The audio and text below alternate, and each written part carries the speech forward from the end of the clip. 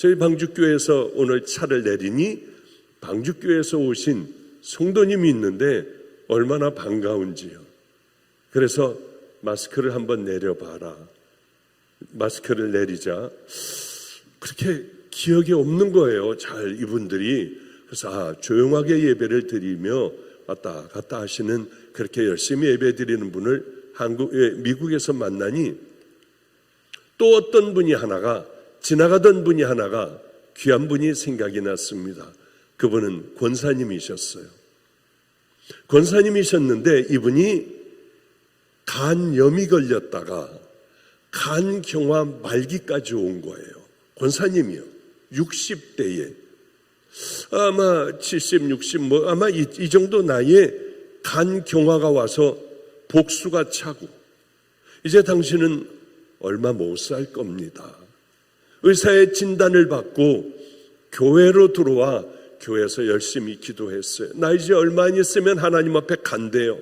하나님, 나는 아무것도 할 줄을 모르고 배운 것도 없고 돈도 없으니 난 하나님의 일을 못했잖아요. 그동안에 그냥 예배만 드리고 말았잖아요. 하나님, 그런데 저를 고쳐주신다면 저는 제 일평생 살아있는 동안 주방에서 일을 할게요.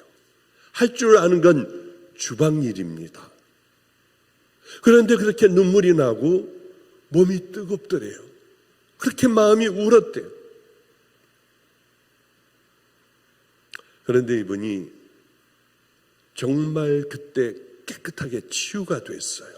누가 안수해 준 것도 아니고 누구의 설교를 들은 것도 아니고 그냥 하나님 앞에 그런 간절한 기도를 드렸는데 하나님께서 그 기도를 들으시고 감쪽같이 깨끗하게 나은 거예요. 이분은 누구에게도 얘기하지 않고 주방에서 25년인가요? 30년인가? 늘 주방에서 먹고 자며 많은 사람들의 손가락질을 받기도 하고, 주방에서 일하니 얼마나 냄새가 많이 납니까? 교회 청소를 하고 그렇게 사셨어요. 그런데 이분이 장례식을 제가 왜 다 치러야 하지 않습니까? 그래서 이런 분들은 장례식을 끝까지 제가 따라가서 다 해드려요. 그런데 장례식에 이제 예배를 드리려고 하는데 못 보던 얼굴, 꼭 만나고 싶었던 얼굴들이 다 앉아 있더라고요. 그 중에는 배신을 하고 나간 사람, 내 마음을 많이 아프게 하여 얘네들은 제 앞에 나타날 수 없는 애들, 얘네들까지 다 나와 무릎을 꿇고 얼굴을 푹 숙이고 있더라고요. 너 정말 오래간만이다. 바쁘다. 정말 반갑다. 그래, 성도님 정말 오래간만입니다. 그동안 어떻게 지내셨어요? 하며 다 좀 품어줬어요. 그런데 어떻게 이렇게 그저 보잘것없는 주방에 있는 분이 소천을 했는데 거의 안 올 줄 알았는데 어쩌면 이런 많은 사람들이 꾸역꾸역 모여, 보이지도 않던 사람들이 다 모여 여기에 이렇게 예배를 드렸을까? 이분이 소천하시기 전에 병원에 제가 아마 꽤 여러 번 갔어요. 그런데 이제 앞으로 올 임진영 목사를 데리고 한 번은 갔습니다. 이게 얼마 안 된 얘기예요. 소천하신 지가 얼마 안 됐어요. 임진영 목사를 데리고 갔는데 빼짝 마른, 그리고 주사 바늘이 들어갈 자리 없이 멍이 다 든 손으로 제 손을 붙들고, 목사님 왜 오셨어요? 피곤하게요. 바쁘신데 여기 오지 마세요. 하며 제 손을 비벼주셨습니다. 그리고는 부끄러워 어쩔 줄 몰라 발이 내놓은 발들을 얼른 이렇게 좀 발로다가 툭툭 쳐서 이불을 다시 덮고 그리고 계셨어요. 그런데 임진영 목사가 뭐라고 하느냐 하면은, 권사님 건강하셔야 돼요. 다시 일어나셔서 우리가 큰 종들이 되는 걸 권사님 눈으로 꼭 보셔야 해요. 저희가 마가의 다락방에서 다들 그렇게 살 때 학교에서 시험을 보거나 시험 공부를 좀 하거나 하다가 늦게 들어오면 우린 돈이 없어 굶어야 했어요. 야, 오늘은 굶는 날이다. 그지? 아예 금식으로 해버리자 하고 마가의 다락방에 오면 희미한 불이 켜져 있대요. 그래서 혹시 밥을 먹을 수가 있나 하고 똑똑 두들기면 우리 한상호 권사님이 환하게 웃으면서 내가 여태까지 기다렸어. 얼마나 배고파. 빨리 들어와. 해가지고 준비했던 상을 차리고 계란을 부치고 그리고 밥을 주는데 권사님은 우리에게 고봉밥을 주셨어요. 고봉밥이 뭐니? 이렇게 높은 밥이요.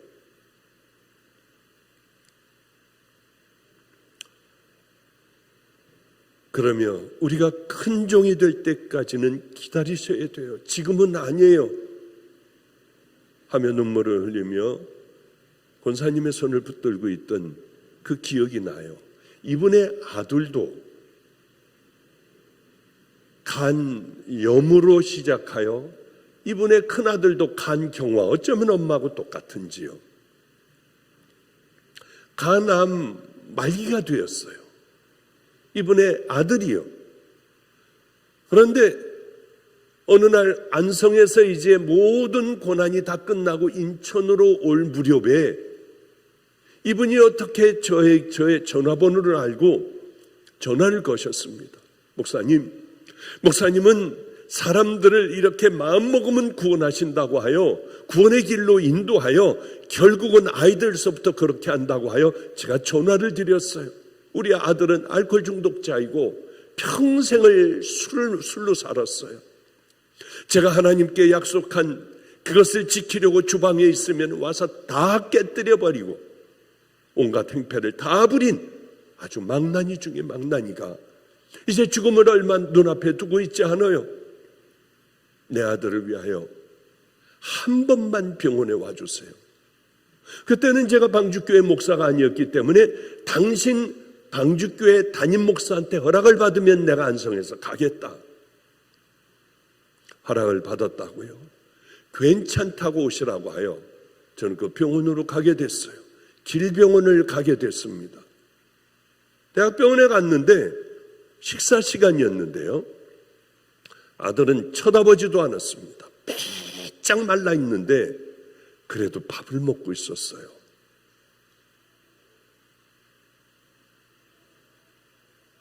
민망하여 그분 밥 먹을 때까지 그 앞에 서 있었습니다. 그런데 밥을 먹더니 돌아가시대요. 난 남자입니다. 남자가 죽는 거 부러워하면 되겠습니까? 그러니 두렵지도 않고 난 아무렇지도 않으니 가시래요. 제가 기도 한번 해드릴 수 있을까? 이러지 말래요. 그래서 그 앞에서 화가 나지만 간절히 기도를 했어요. 듣건 말건 하나님 저 심령이 마음의 문을 열게 해주세요. 반드시 이 만남을 하나님이 주셨으니 죽기 전에 지옥 가기 전에 하나님 마음의 문을 열고 나를 만나주신 하나님 만나주세요. 그렇게 하고 확 와버렸어요. 그렇게 또 얼마간 지나는데 목사님 어미의 마음은 그게 아니잖아요. 저도 하나님 앞에 열심히 기도했으니까 딱 한 번만 더 와주세요. 그래 알겠습니다 하고 갔는데 마침 아무도 없었어요. 이것처럼 좋은 기회가 어디 있습니까? 그래 앞에 왔더니 왜 또 왔니요? 가시래. 자기는 듣지도 않는데요. 그래서 그 옆으로가 죽어가면서 빼짝 마르고 관자놀이가 툭 튀어나오고요. 이제는 말할 힘도 별로 없으면서 그러는 거예요. 그래서 제가 그랬습니다. 마침 아무도 없기에 당신 곧 이제 죽을 텐데 다음 주일까지 당신 살아있을 것 같냐? 이게 눈을 감으면 사나이답게 눈을 감아라, 죽어라. 그러나 그 다음에는 심판이 기다리고 있다. 당신이 어떻게 살아왔는지, 당신이 예수님을 만났는지 안 만났는지, 그 다음서부터는 불지옥의 불의 문이 열릴 거다. 그렇게 얘기하고 싶지 않았지만은요, 이게 마지막 기회인데 어떻게 해요? 당신이 이 말을 듣고 마음에 감동이 되고 두렵고 떨린다면 혼자 기도해라. 하나님, 나 잘못 살았어요. 나 이제 죽어가요. 그곳에는 가지 않게 해주세요. 난 예수님으로 말미암아 구원받게 해주세요. 그 기도를 혼자 하고 마지막에는 아멘이라고 하며 당신이 교회 가서 다 때려부시고 뭐 이러고 저러고 살아왔던 모든 더러운 삶들을 다 예수님 나 때문에 죽으셨죠. 나를 용서해 주세요. 그 기도하지 않으면 곧 눈을 떴을 때 천인 공노할 일이 일어날 거다. 그리고 저는 확 와버렸어요. 그런데 너무 놀랍게요. 목사님, 우리 애가 이상해요. 빨리 와달래요. 아니요, 됐습니다. 아니, 한 번만 와주세요. 이 아이는 지금 막 이제 주님 앞에 가려고 하는데 얘가 구원받은 것 같아요. 와달래요. 그래서 그때가 충청도 쪽으로 목사님들과의 만남이 있어가지고 가다가 왠지 가고 싶어 확 돌려 약속을 다 취소하고 길병원으로 갔어요. 갔는데 피가 나오는지 여기 이 축축한 거즈를 입에 물고 그리고 산소호흡을 하고 그리고 숨을 헐떡거리고 있었어요. 저보고 오라고 하더니 귀를 대보니까 이렇게 얘기해요. 목사님, 저 주님을 만났어요. 저 같은 죄인이 어떻게 주님을 만났어요? 제게 기적이 있었어요. 주님께서 내가 너를 용서하신다 하셨어요. 너무 놀랐어요. 말도 안 돼요. 그리고는 옆에 동생들이고 뭐고 친척들이고 다 와가지고 이제 이렇게들 아마 곧 수촌하는 모양인지요. 동생들에게 너희들은 꼭 예수를 믿어야 해. 나같이 살지 말고 예수를 믿어야 돼. 나같이 바보 같은 인생을 살면 절대로 안 돼. 그리고 목사님, 안녕히 계세요. 어머니, 우리 천국에서 만나요. 목사님 이리 불러주신 어머니, 제 평생에 감사해요. 천국에서 만나요. 그리고 소천을 했어요. 내가 해주겠다 하고서 제가 그분의 장례식을 이 목사님의 허락을 다 받고, 담임 목사님, 방주교회에 있던 젊은 목사님의 허락을 받고 제가 모든 그것들을 다 했어요.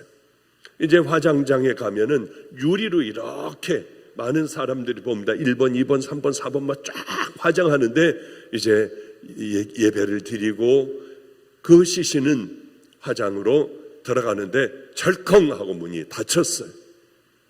그리고 이제 몇 시간 기다려야 해요. 그런데 어머니가 어떻게 하나 봤더니 그저 이 유리를 만지며 울다가 웃다가 울다가 웃다가 실성한 사람같이 보였습니다. 성도님, 왜 울다 웃다 하세요? 육신의 아들과 헤어져 슬퍼서 그래요. 또 천국 간 아들을 생각하니 좋아서 웃어요. 하나님께서는 오랜 세월 이 약속을 지킨 딸에게 아들이 구원되는 선물을 허락하셨고, 그리고 얼마 전에 정말 약속을 지키며 살아가는 이 딸을 보고 싶으셨던지 이 딸을 불러가셨어요. 장례식장에 어쩌면 많은 사람들이 왔는지요. 그러더니 너무 기가 막힌 게 이 장례 예식장 주인이 왔어요. 거기서 일하는 사람들이 여기 한번 와보라고 한 모양이에요. 내가 20여 년을 이 장례 예식장을 운영하고 있는데, 꽤 큰 장례 예식장이었습니다. 운영하고 있는데 이렇게 은혜로운 장례식장은 자기 평생에 처음 봤대요. 가지고 있지, 아무것도 갖고 있지 않은 분이에요. 가난한 분이에요. 그런데 화려한 꽃들이 엄청나게 많아서 사람들이 감동을 한 게 아니에요. 부자들이 많아서 한 게 아니에요. 왜 그럴까? 다른 이유가 아니라 하나님의 은혜가 덮여 있었던 이유는 오랫동안, 그 오랜 기간 한 번도 하나님과 약속을 어기지 않고 그렇게 순종하며 그 길을 걸어갔기 때문에 아마 은혜로운 그러한 장례 예식이 아니었던가. 주인에게까지, 예식장 주인에게까지 소문이 들려 주인도 와서 그저 왜 이렇게 은혜로운가 저는 그 답을 알았어요. 하나님과의 약속을 지킨, 하나님께서 기뻐하시는 그 삶을 산 그 딸에게 도저히 하나님 앞에 갈 수 없는, 그가 눈물로 회개를 하고 아슬아슬하게 마지막 막차를 타고 한편의 강도와 같이 주님과 함께 천국에 들어가는 그런 은혜를 입지 않았겠습니까? 이 로마서라고 하는 건 사도 바울이 이렇게 우리에게 얘기를 하고 있어요. 1장서부터 11장까지는, 13장까지는 우리 같은 더러운 죄인이 어떻게 구원을 받냐, 이 찐득거리는 끈적이 같은 이런 더러운 죄인이 말도 안 되게 그렇게 평생 개판으로 살았던, 알코올 중독자로 살고 교회를 때려부시며 온갖 죄악을 다 저지른 그런 사람이 어떻게 구원을 받느냐, 그것을 얘기를 쭉 13장까지 기가 막힌 논조로 그렇게 설명을 우리에게 하고 있습니다. 예수 그리스도를 믿음으로써 많이 우리는 의롭다고 하고 우리들의 죄가 용서돼요. 다른 방법은 없습니다. 목사님이 밤낮 똑바로 살아야 된다고 했잖아요. 그것은 십자가를 만난 전제를 통하여 하나님을 만난 이 죄들을 다 깨끗하게 씻어주신 그 은혜를 입었으면은 그 다음에 어떻게 살아가겠어요? 이 사람이 죽지 않고 살았다고 해보죠. 다시 알코올 중독자의 그 삶을 살아가겠나요? 주님을 만나고 천국 올라가는 믿음의 백성이 됐는데 또다시 개판의 인생을 살까요? 그건 잘 모르겠습니다. 제 얘기는 그 기가 막힌 은혜, 우리가 천국 지옥을 가봐야만 압니다. 이것이 어떤 은혜인가, 어떤 희생을 치르고 우리가 이것을 얻었는가요? 가장 중요해요. 이걸 받은 믿음의 자녀라면 과연 의로우신 주님 앞에서 우리가 어떻게 살아가야 할까? 이 굉장히 중요한 말씀 아니겠습니까? 그리스도인들의 삶의 기준이나 삶의 자세는 세상 사람들과, 아니 구원받기 이전의 삶과 이후의 삶은 분명히 달라야 해요. 나는 똑같아. 옛날이나 똑같이 나는 살아가.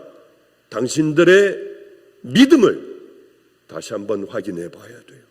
주님 앞에 가면은 주님은 혹시 너는 아니었잖아. 너 내 신부로 살아왔니? 너는 구원받은 믿음의 자녀로 살아왔니? 내가 마태복음 5, 6, 7장을 적고 이렇게 살아가라. 이렇게 살지 않으면은 너희들은 모래 위에 세운 집과 같아서 다 무너져 버릴 거야.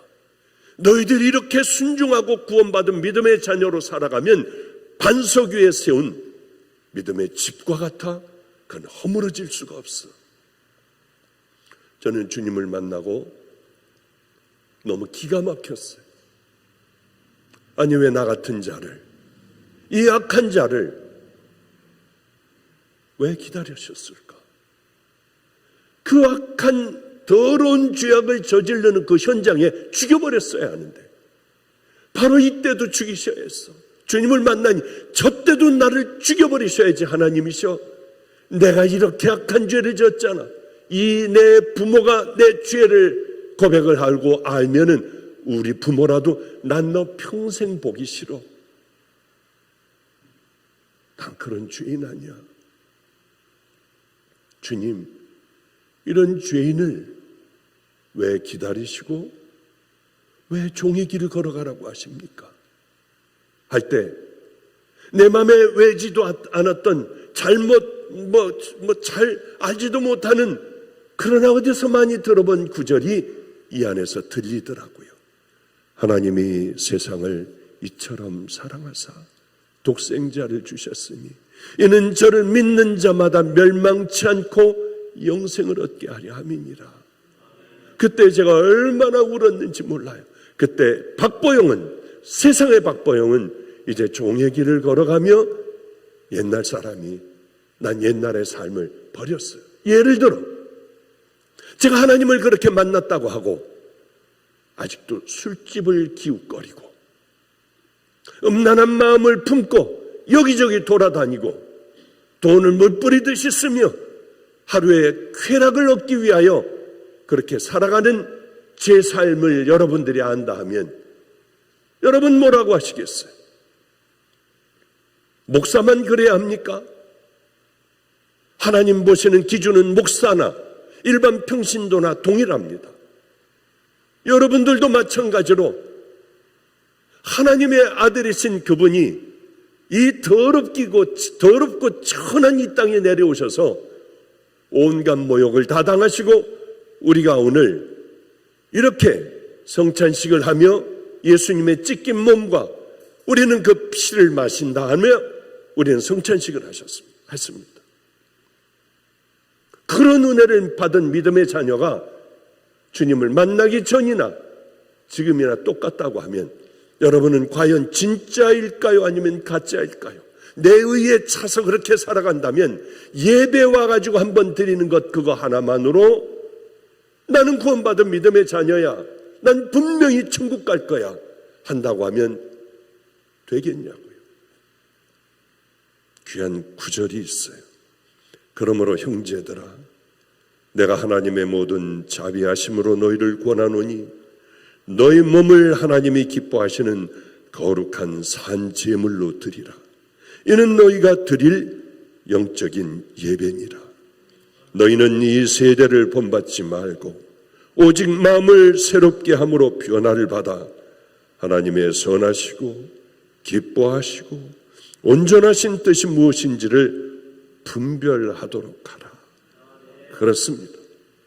우리는 구원받은 자녀라고 하면 이렇게 살 수가 없어요.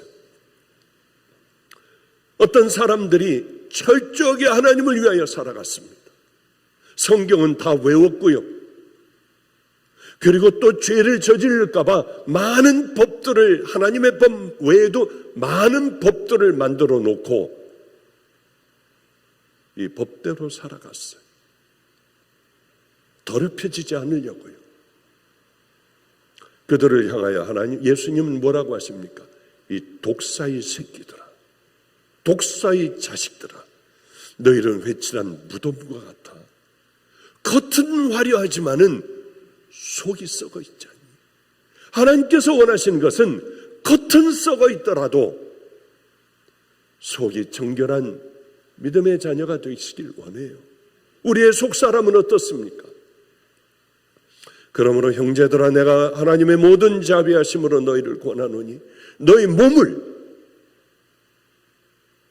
하나님이 기뻐하시는 거룩한 산제사로 드리라. 형제들아, 형제가 누굽니까? 이 로마 시대에 있어 사도 바울이 얘기하는 형제가 누굽니까? 예수 믿는 바로 그 형제들이에요. 그러니까 저와 여러분들을 지칭하는 거예요.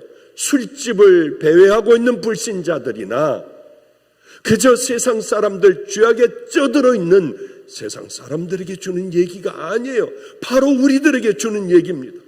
구약시대에는 재물을 많이 갖다 드리면은 하나님이 좋아하시는 줄 알고 1년 된 송아지 또 양들, 염소들, 과부들은 비둘기를 가져다 드리며 하나님 앞에 제사를 지냈습니다. 그런데 하나님은 이게 싫으신 거예요. 너희들 내게 제사를 드릴 때 내게 나올 때는 반드시 예물을 가져와라 했는데 이걸 가져오지 말라고 하세요. 여호와께서 말씀하시되 너희의 무수한 재물이 내게 무엇이 유익하냐. 나는 순양의 번제와 살찐 짐승의 기름에 배불렀고 나는 수송아지나 어린 양이나 순염소의 피를 기뻐하지 않노라. 너희가 내 앞에 보이러 나오니 그것을 누가 너에게 요구했느냐. 너희는 내 마당만 밟을 뿐이니라. 아니 하나님이 기뻐하시니까 우리는 헌금을 잔뜩 갖고 오면 기뻐할 줄 알아요.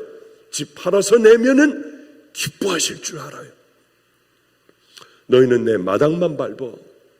왜냐하면 왜 그러실까요? 도대체 왜 너희들은 이거 가져오지 마. 더럽게는 너희들 내 마당만 밟을 뿐이야. 예배 드리러 오고 가장 좋은 1년 된 수송아지를 가져오는데 왜 이러실까요? 이유는 한 가지예요. 그들의 삶이 재물을 따라가지 못하는 거예요. 이거는 잔뜩 드리면서 삶은 개판인 거예요. 개판이요. 이거를 못 견뎌 하셨어요. 가져오지 마라. 차라리 성전문을 닫아버렸으면 좋겠다. 너희들이 드리는 이 재물은 헛제사야. 쓸데없는 제사야. 삶에서는 거짓되고 음란하고 죄악이 가득한 삶, 미워하고 시기하고 질투, 분노, 거짓, 위선, 탐욕 이런 걸로 가득 차 있으며 하나님 앞에 나올 때는 정결한 옷을 입고 나와요. 속에는 시체가 썩은 것과 같아. 하나님은 다 보시지 않습니까? 여러분을 야단을 치는 게 아니에요. 우리 이제 이렇게 한번 정말 하나님의 자녀답게 가보자. 하나님은 이런 말씀을 하시니 우리는 이제 이 사람으로 한번 변화되어 가보자고 하는 거지. 여러분은 왜 이렇게 잘못된 삶을 사느냐? 저도 잘못된 삶을 살아가요. 저도 방향 전환을 늘 해요. 잘은 안 되지만. 이런 예화를 아마 들었을 거예요. 안성에 있을 때 제가 참 좋아하는 전도사님이 계셨어요. 여자분이에요. 학교 선생님이에요. 그런데 큰 교회 전도사님이셨습니다. 이 전도사님이 어디에 미쳐 있느냐 하면 전도에 미쳐 있어요. 예비군 하는데 가가지고 막 그 예비군들한테 먹을 거 갖다 주고 뭐하고 버스 하나 대절해서 예비군들을 다 태우고 교회로다가 막 실어 날르는 통큰 전도인이에요. 말도 안 돼요. 그런데 이게 전도하는 게 너무 재밌으니까 돈이 있어야지 전도도 하잖아요. 뭘 사다 먹이기도 하고 뭐 필요한 걸 막 사다 주기도 하고 뭐 이러니까. 그런데 돈이 떨어졌어요. 뭐 저 선생님이니까. 부평 깡시장이라고 있습니다. 거기 나무로 다 된 계단에 2층에 올라가면 고리대금업자가 있어요. 자기 문서를 가지고 고리대금업자에게 갖다 줬어요. 할아버지인데 얼굴이 노랗고, 고리대금업 하는 사람들은 또 얼굴이 다르더라고요. 얼굴이 노래요. 담배를 하루 종일 펴요. 이걸 주며, 문서를 주며 언제까지 갚겠으니까 돈을 얼마를 빌려달라. 늘 그렇게 해서 하나님께서 채워주셨으니까. 그러니까 이번에도 분명히 주실 거야 하고 이제 그 문서를 갖다 맡겼어요. 맡겼는데 약속한 날짜에 오지 않으면은 이것은 내게 된다. 그런 걸 다 사인을 하고 뭐 공증하고 뭐하고 철저하게 법적인 그 과정을 거쳐 돈을 빌려줬습니다. 이걸 가지고 쓰다가 보니까 또 금방 써버리는 거예요. 약속한 날까지 분명히 주님께서 내가 이렇게 하는데 늘 주셨는데 안 주시는 거예요. 그땐 이상했어요. 그래 내가 못 갚았다. 돈을 구해오지 못했다. 그럼 끝장입니다. 피도 눈물도 없더래요. 아니 그렇다고 하면 나 이거 반값도 안 되는데, 집값의 반값도 안 되는데 내 갚을 줄 알고 조금밖에 얻지를 못했는데, 그래 그럼 조금 더 달라, 그거 당신 가져라. 안 된다고 하더래요. 그러면 내 소원이 하나가 있는데 나한테 5분간의 시간을 달라. 그래, 그러고 간다고 하면 5분 들어주겠다 하더니 소파에 푹 묻혀가지고 담배만 계속 피고 있는데 얼굴은 노랗고 주름은 자글자글한 아주 눈빛이 못된 할아버지가 얘기를 듣더래요. 아직 다 안 끝났냐? 시간을 자꾸 보면서요. 제가 우리 한상우 권사님 아들에게 막 했듯이 5분 동안 모든 걸 다 그냥 쏟아놓았어요. 자, 시간 됐으니 가라고 하더래요. 쫓겨나서 오면서 하나님, 우리 어디 가서 살라고요? 늘 해주셨잖아요. 아니 어떻게 이러실 수가 있어요? 그러면서 와서 작은 곳으로 이사 가자고 자녀들에게 그렇게 얘기를 했는데 전화가 왔더래요. 그럼 내가 어떻게 해야 되느냐? 교회를 나가라. 우리 교회 같이 가자. 그러면 나 사느냐? 그렇다고 했는데 교회를 마침 갔는데 그때 무슨 목사님이 설교를 했냐면 삭개오 설교를 했어요. 나무에 올라간 삭개오. 자기가 남의 걸 뺏은 것을 다 나눠줬다는 그 얘기를 듣고요, 일어나질 않더래요. 그래서 할아버지를 데리고 왔는데 그 다음날 오라고 하더래요. 나 어디를 가야 할 때가 있다고 하더래요. 그런데 어떤 가방을 갖고 가는데 부평 깡시장에 보고 여기를 들려서 당신 나한테 꾼 돈 갚지 않아도 되고 이거 다 없는 겁니다. 그러니까 악착같이 뺏어가던 사람이 그러니 하더니 울더래요. 그 다음 집에 가서 다음 집을 돌아다니는데 뒤에 우는 무리가 그렇게 와가지고 고맙습니다 하면서 울면서들 따라오더래요. 저보고 그건 정말 장관이었다고, 정말 기가 막힌 이런 광경이었다고요. 다 주고 자기 집도 돌려주더래요.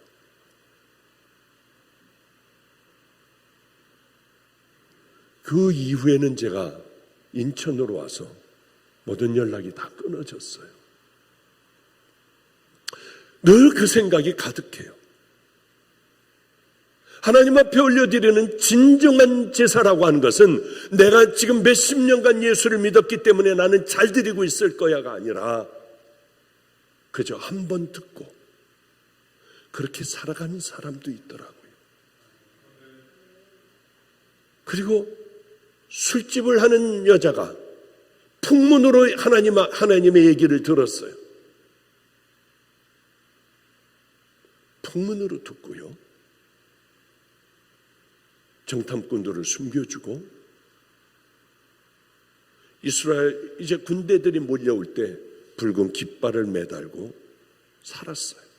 이 사람은 뭐를 듣고 그랬느냐? 우리같이 이런 자세한 설교를 들은 게 아니라 풍문으로 들은 그것으로 그들은 믿음을 가졌어요. 내가 무엇을 가지고 여호와 앞에 나가며 높으신 하나님께 경배할까? 내가 번제물 1년 된 송아지를 가지고 그 앞에 나아갈까? 여호와께서 천천의 순양이나 만만의 강수 같은 기름을 기뻐하실까? 내 허물을 위하여 내 맏아들을, 자기 죄를 씻기 위해서 아들을 불태워 죽인다는 거예요. 맏아들을. 내 영혼의 죄를 인하여 내 몸에 열매를 드릴까? 내 식구도 다 불살로 죽여버릴 수 있다는 거예요. 사람아, 주께서 선한 것이 무엇임을 내게 보이셨나니 여호와께서 내게 구하시는 것이 오직 공의를 행하며 인자를 사랑하며 내 하나님과 함께 행하는 것이 겸손히 행하는 것이 아니냐. 맞아요. 순양이나 천천만만의 강수 같은 기름을 하나님은 기뻐하지 않으세요. 여러분이 가지고 오시는 몇억 몇십억을 기뻐하지 않으세요. 하나님께서는 가난한 과부의 2 렙돈을 기뻐하셨어요. 그는 자기의 먹을 것 그걸 하루 먹을 걸 넣은 거예요. 그 말을 잔뜩 집어넣은 사람보다 과부의 2 렙돈을 기뻐하세요. 자, 그럼 이제 우리가 어떻게 살아가야 합니까? 이제는 하나님 기뻐하시는 게 진짜 뭘까? 그리고 믿음의 길을 향하여 말없이 걸어가는 것 아니겠습니까? 너희 몸을 하나님께서 기뻐하시는 산 제사로 드리라. 하나님 기뻐하시는 그것, 우리들의 일상의 삶에서 살아가면 되는 것 아니겠습니까? 제가 참 옛날에는 그렇게 막 살았던 것 같아요. 김성준 목사가 한신대학을 다녔습니다. 그런데 얘네들 신앙은, 한신대학은 아주 그냥 예수는 노동자라고 하고요. 뭐 하여튼 우리하고 좀 달라요. 너 왜 그런 데를 들어갔냐.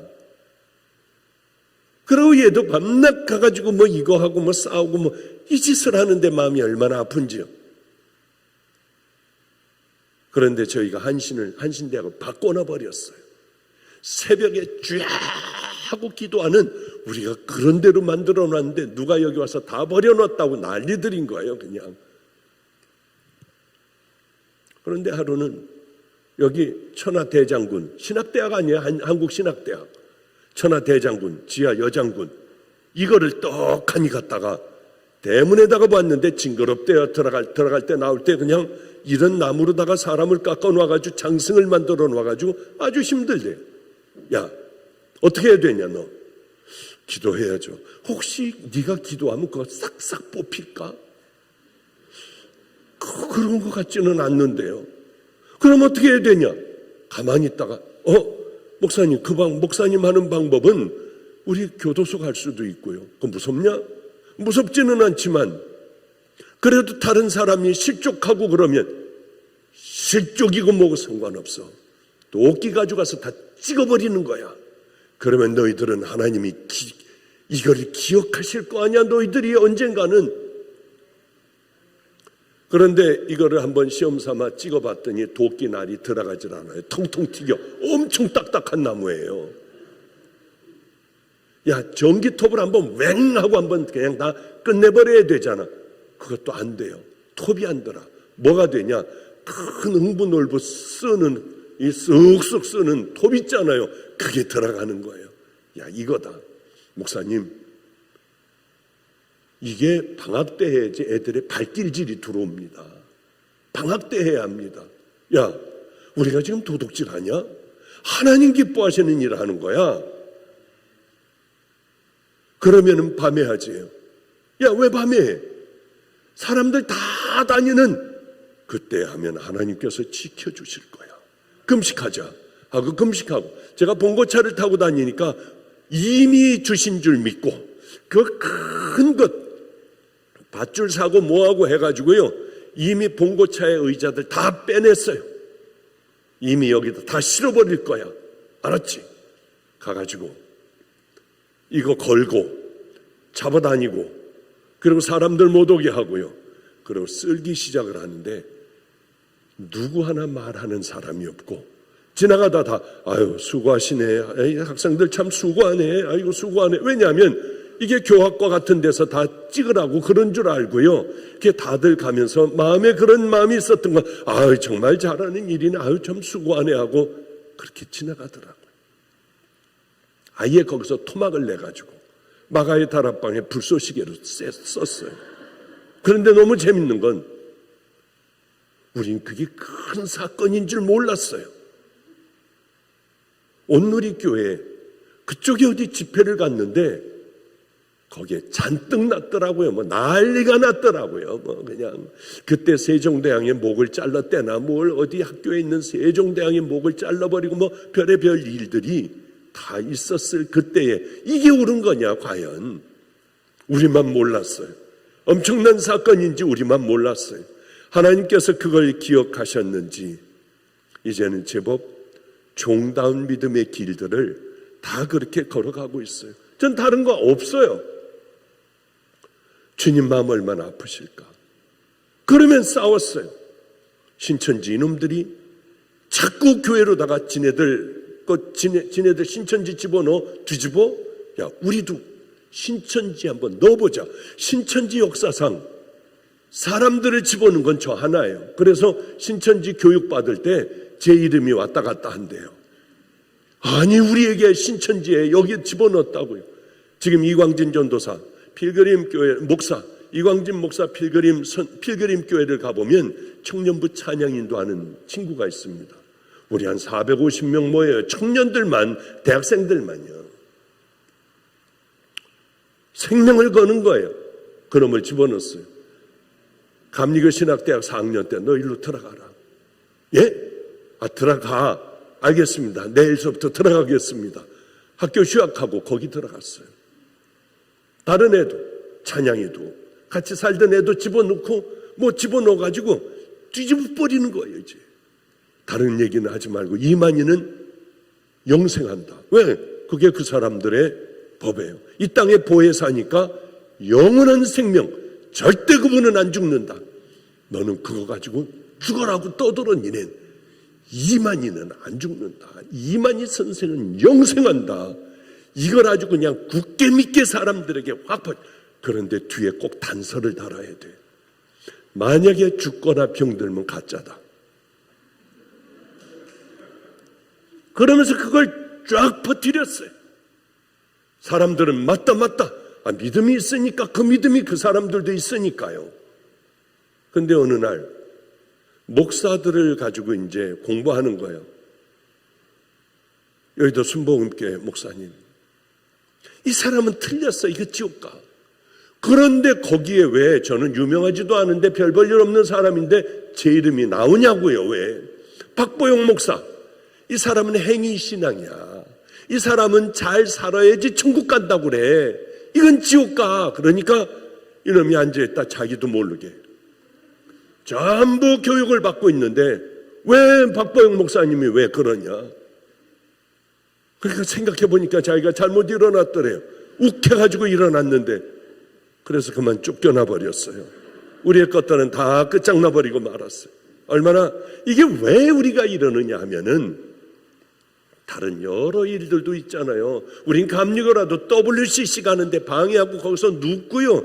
전교인들 막 버스 동원해가지고 부산까지 인천에서 가고 하면서 들어놓고 난리 법석을 피웠어요. 왜 이랬느냐? 다른 거 없어요. 주님이 슬퍼하실까봐. 이런 일들을 가지고 주님 마음 아파하실까봐 우린 좀 한번 지켜내보자 하는 것. 이게 예배 아니에요. 저는 늘 그렇게 생각해요. 그렇게 그것과 싸우는 게 우리들의 진정한 용기 있는 예배다. 가난하고 병든 사람들을 돕는 것, 그저 나도 힘들어 죽겠지만은 그냥 확 그렇게 도와줘 일어나게 하는 것이, 그게 저는 예배라고 생각을 해요. 사도 바울은 이렇게 얘기하고 있어요. 너희 몸을 하나님이 기뻐하시는 거룩한 산 제사로 드리라. 그렇습니다. 저는 참 목회를 하며 괴로운 게 하나가 있어요. 많은 이런 설교, 이 설교 외에는, 이런 설교 외에는 제가 다른 거 하는 거 봤습니까? 그런데 이런 설교를 그렇게 오래 하는데도요, 교회에서 은혜 받고 이제 나가면 끝이에요. 나가면 다시 나로 돌아가. 내 삶으로 돌아가요. 들어가서 TV 켜고 뭐하고 뭐 내가 하던 거 뭐 욕하고 뭐하고 하는 것들을 그대로 그렇게 해버려요. 왜냐하면 교회에서 드리는 예배만 예배라고 생각하니까. 그러니까 문 밖에 나가면 세상 사람들하고 똑같아요. 아니, 더해요. 똑같이 새치기 하고 똑같이 과속도 하고요.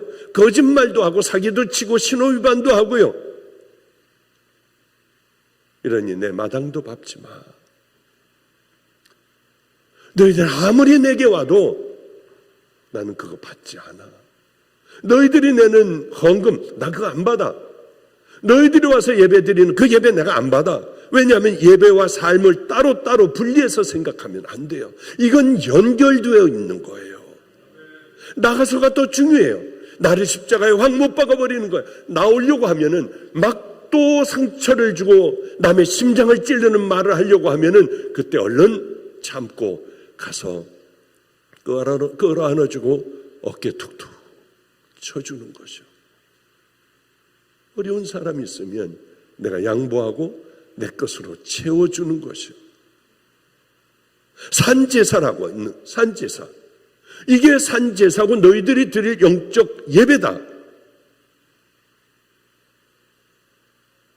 그는 삶으로 살아가라. 그게 영적 예배야. 길을 걸을 때도 함부로 막 이것저것 그냥 아무렇게나 그냥 걸어버리고, 운전할 때도 말도 안 되게 운전을 하고요. 입는 것, 마시는 것, 피는 것, 모든 것들 사람만 안 보면 된다고 생각하고 우리는 살아가지 않습니까? 하나님이 기뻐하시는 건 누가 알아주나 안 알아주나 묵묵히 내 길 가는 거예요. 한 번은 미국서도 그랬습니다. 제가 많이 오면은 가는 줄 아는 모양이에요. 또 적게 오면은 가는 줄 아는 모양이에요. 어떤 사람이 그러더군요. 어떤 목사님이 집회해달라고 하는데 자기네는 10명밖에 안 모인대요. 전 정말 작은 교회니 가야겠다 하고 집회를 갔는데 한 200~300명이 모이더라고요. 뭐 10명 모인다고 하지 않느냐. 그렇지 않으면 안 오시는데 어떻게 하느냐요. 한 번은 어느 교회에 너무 작고 힘든 교회입니다 해가지고 그 교회를 가게 됐어요. 정말 힘들더라고요. 그러니까 전도사님 한 분 앉아있고 젖먹이 애기 갓난 아기를 안고 있는 사모가 앉아있고 밤일 공장에서 다니는 그리고 꾸벅꾸벅 와서 졸고 있는 어느 자매 한 분이 앉아있었어요. 그게 전부 교인이었습니다. 저는 열심히 했어요. 그 근처에 모텔을 얻어놨더군요. 아니다, 난 여기 아는 사람 내 집에 가겠다. 모텔에서 못 잔다 하고 휴게소로 가가지고 차를 대놓고 휴게소에서 잤어요. 휴게소에서 씻고 그리고 예배를 그렇게 다니며 월, 화, 수요일을 3일간을 집회를 했어요. 그리고 있는 헌금을 싹 다 냈습니다. 거기에 헌금을 다 했어요. 올 때 톨게이트비가 없었어요. 그래서 뭐 그냥 신분증을 주고 뭘 하고 적고 뭐 하고 하는데 부끄럽더라고요. 아니, 톨게이트비를 안 갖고 다니시니에요. 하여튼 부끄러움을 당하고 그러고 오며 슬피 오며 몸이 힘들잖아요. 차 안에서 잤으니까 지치고요.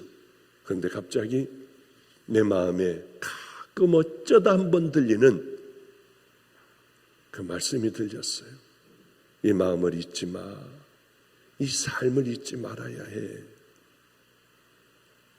그래서 내가 너를 사랑한다 하는데 얼마나 울었는지요.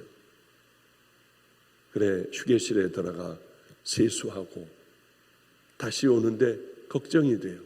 지금쯤 애들이 제 손에 통닭 피자를 들고 이제 헌금 사례비를 받고 들어가는 줄 알 텐데 얘네들이 얼마나 또 힘이 빠질까. 그러나 제 마음은 우리 하나님을 기쁘게 해드렸으니 얼마나 좋은지 모르겠더라고요. 전 늘 이런 기도를 해요. 하나님, 오늘 이제 아침이 돼서 기도할 때는 점심 식사할 때까지 이기게 해주세요.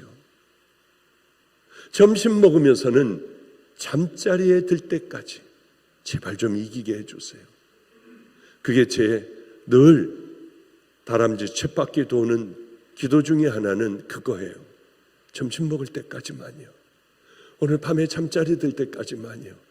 그러면 저도 겨우겨우 버텨가며 미워하지 않으려 하고 욕심 부리지 않으려고 하고 정말 상처 주지 않으려고 하고 나를 괴롭게 하고 너무 힘들게 한 사람을 이해하고 그 사람 입장에서는 그럴 수도 있어. 그런 생각을 참 많이 해요. 우리에게 거듭남이 없다면, 주님을 만나고 성숙이 없다면 기독교는 가짜예요. 철저한 가짜예요. 가장 귀한 건 변해야 돼요. 저절로 변합니까? 교회 나오면은 저절로 돼요? 절대로 그렇지 않아요. 내가 힘써 싸우며 성령님과 함께, 이 안에 계신 성령님과 함께 열심히 싸우며 나아갈 때에 그만한 시간도 필요하고요. 그럴 때에 얻어지는 것이 하나님이 주시는 귀한 믿음의 용사들이 태어나는 바로 그것입니다. 자, 이제 말씀을 마치도록 할게요. 간절해야 돼요. 중국을 가보면, 중국에 이제 집회 갔다 오면은 저를 이렇게 투어를 시켜준다고 하는데, 그쪽으로 올라가는데요, 갑자기 거지들이 많아요. 긴 사람이니, 손 잘라진 걸 이렇게 내밀고 보이는 사람이니, 별의별 사람들이 많은데, 지금은 모르겠습니다만은, 한 아이가 하나가 있어요. 비굴한 웃음을 웃는 요만한 아이예요. 그저 초등학교 4, 5학년 정도 됐나? 그 아이가 딱 어디서 나오더니 제 다리를 꽉 잡았어요. 그래. 그렇게 꽉 잡지 마. 돈을 줄게. 염려하지 마. 그리고 걔 우리나라 돈으로 한 100원 정도를 줬어요. 큰 돈입니다. 잔돈이 없어가지고 100원을 줬더니 안 받아요. 왜 그러냐고 했더니 더 달라고 한대요. 저는 빨리 가야 하는데, 다른 선교사님들 잔뜩 있는데 가야 하는데 안 놔요. 놔! 그리고 손을 잡아 뜯고 해도 죽어도 안 놔요. 어쩔 수 없이 1,000원을 줬어요. 쳐다보지도 않아요. 제가 얼마짜리인지 아마 알았던 모양이에요. 100원짜리 10번 해지었는 거를 한 번 해주는데 안 놔요. 거기서 그렇게 한참을 실랭이라고 떼어내려고 하고 걔는 목숨을 걸고 붙잡더라고요. 결국은 10,000원 줬어요. 100원짜리 100번 할 거를 얘는 딱 붙들고 목숨을 거니까 100번 안 해도 되고 한 번에 10,000원을 얻었어요. 주면서 생각을, 기분 나쁜 게 아니라 난 너무 큰 걸 얻었어. 우리 주님 앞에 삶이 이러면은 뭐는 우리가 못 받아낼 수 있을까? 우리가 똑바른 삶을 살며 믿음의 길을 그렇게 걸어가면 주님은 우리에게 이렇게 해주실 거야. 10,000원을 줬지만 그 아이를 통하여 귀한 것을 얻고, 저는 지금도 기도하는 부분들이 많아요. 그 많은 것 중에 하나가, 하나님 뭘 주세요? 더 큰 걸 하게 해주세요. 이것 우리 가족이 이렇게 하게 해주세요. 이 아이들이 어떻게, 그런 기도가, 그 기도는 하기는 하지만은 환자 기도 제일 많이 하고요. 그 다음엔 나 좀 고쳐주세요. 나 좀 제대로 된 종. 마지막에 주님은 활짝 웃으며 저를 끌어안아 주시는 그 종의 길을 반드시 힘들어도 어떻게 하든지 어떤 대가를 치러도 하나님 저 그 길 걸어가게 해주세요. 그게 제 기도의 전부예요. 우리 함직교회 성도 여러분들, 그리고 어쩌면 마가의 다락방 성도들, 다 같이 우리 다른 것보다도요, 영적인 삶, 모든 걸 다 잃어버린다 해도 너희는 이 세대를 본받지 말고 오직 마음을 새롭게 함으로 변화를 받아. 마음부터 먼저 새롭게 돼야만 돼요. 그건 주님을 만나면 마음이 변화되고 하나님의 그러면은 선하시고 기뻐하시는 뜻을 알아 우리는 그 길을 걸어갈 수 있으니, 우리들이요, 이제는 구원받은 믿음의 자녀들, 나 아닌 것 같아 하면은 아닌 것 같아 하고 머물지 말고, 하나님 나 구원시켜 주세요. 십자가 만나게 해주세요.